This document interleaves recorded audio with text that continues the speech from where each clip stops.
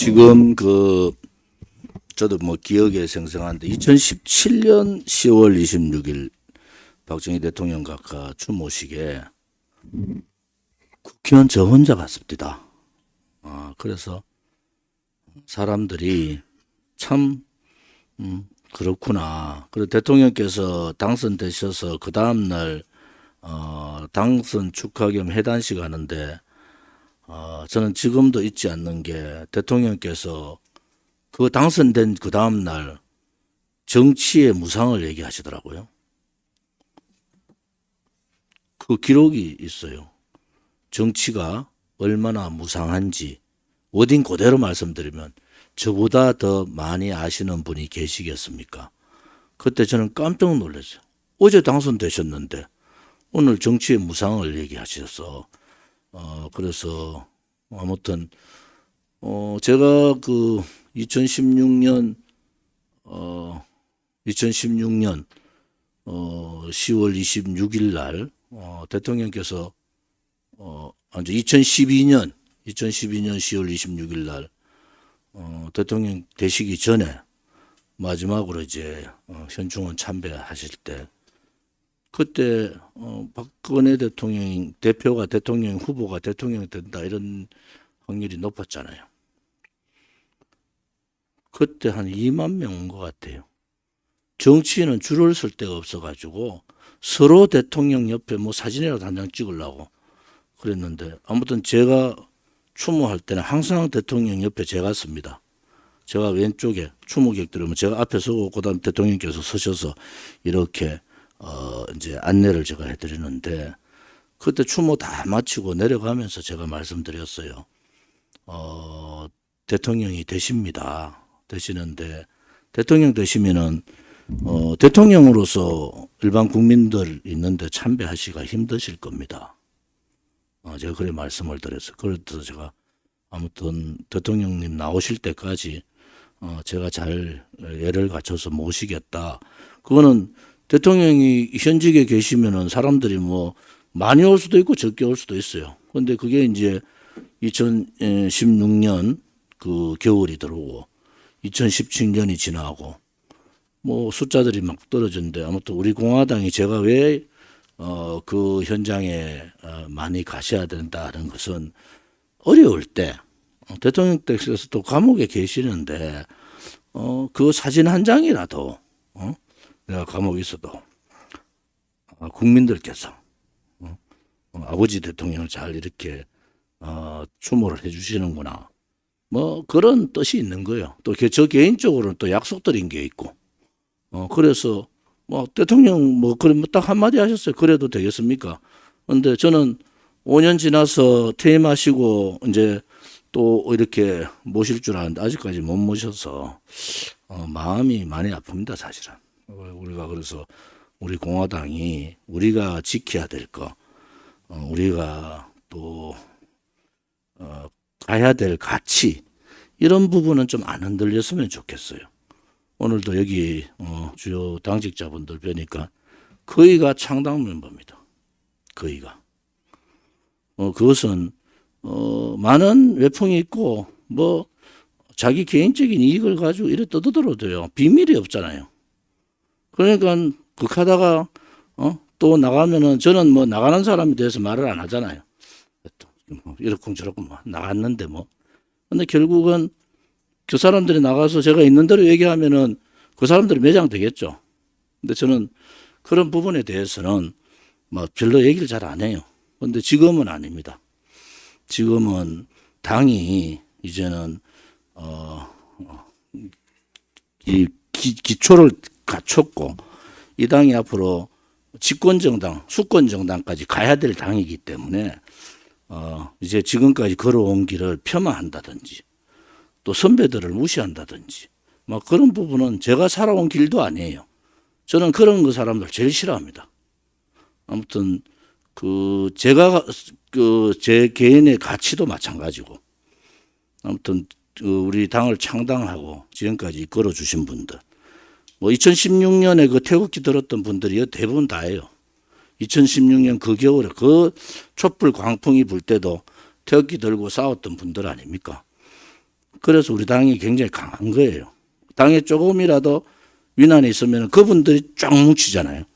그래서 우리 이번에 대통령 선거는 아무튼 전체가 좀 화해하고 좀 여러 가지 일이 있었던 분들도 혹은 딴 생각을 가지고 있던 사람들도 좀 내려놓고 이번에 좋은 성과를 얻어서 좋은 결과를 가져와야 됩니다.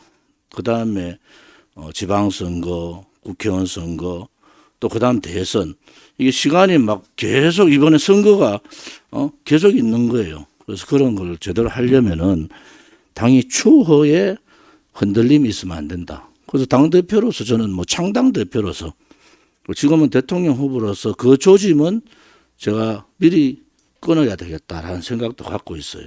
그래서 특히 지방에 있는 많은 시도당 위원장들이 어려우실 거예요. 제가 그걸 제일 잘 아는 사람, 여러분들의 내용이나 정보가요, 당에는 숨기는 게 없어요. 제일 친한 사람들이 제일 먼저 이런저런 얘기, 뭐 부산에 예를 들어서 요즘은 좀 조용하잖아요. 뭐 이질 있으면요, 뭐 제일 먼저 저한테 문자도, 그래서 문자도 막 보지도 안 해.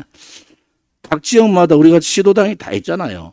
그러면 그 얼마나 많은 사람들이 저한테 문자를 하고 하겠습니까? 근데 이제 제발 좀 내려놔라. 그러고 대통령 감옥 계신데 뭐가 그래 잘났습니까? 솔직히 말씀드려서 저도 욕심이 없는 놈이라서 그런데 아무튼 제가 어떤 사람들은 오해하더라고. 조원진은 그럼 월급 하나도 안 받고 어째 사노 이래. 그럼 뭐 그거는 뭐 제 개인 문제인데 전 돈 없는 거 맞습니다. 왜냐하면 김 위원장 계시지만은 아무튼 제 집 자체가 한 60% 70% 담보가 돼가 있고 그 돈 말고는 없어요. 그런데 뭐 저는 그래도 당당합니다. 제가 지금까지 살면서 그렇게 비굴하게 살지 않아요.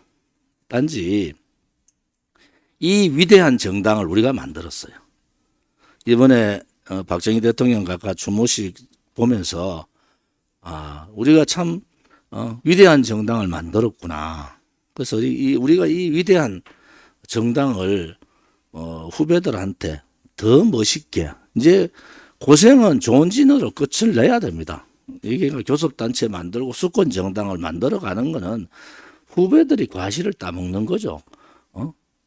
선배님들 계신데 죄송하지만 저도 이제 64입니다. 그러니까 제가 젊을 때 64 같으면은 아이고 저 사람 저래서 뭐 64이나 됐는데 뭐 정치하나 이랬거든요. 제 바로 옆에 지역구가 그랬어요.